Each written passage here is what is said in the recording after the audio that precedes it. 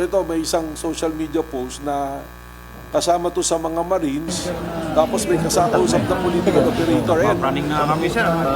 Humingi sana kami ng financial assistance. Okay, magkano kaya? Sir, hindi naman namin masabi kung magkano ang amount eh. Kayo na lang po mag-ano sir kung magkano po yung bibigyan ano. Kasi sa amin sir, marami talaga over sa amin. Marami nag-offer sir, matawag sa. Sila na allowance para lang Kung may kwan man sir na ganun sir, yung kwan sir na mas maganda siguro kung ganun man, isang bagsakan na lang sir. Para Sige, kung kusapin. kung magawa namin yun, at doon magka-kwan tayo doon sa financial assistance, makakaliwaan.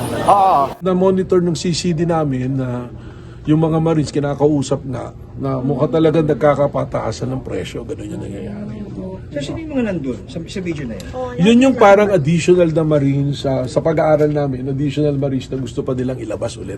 Di ba may 80 na parang gusto nilang dagdagan? Kasama po ba yun sa 100 plus na aids ni ano? Lumalabas, na-validate namin, na-validate natin. Imbestigahan din natin yun.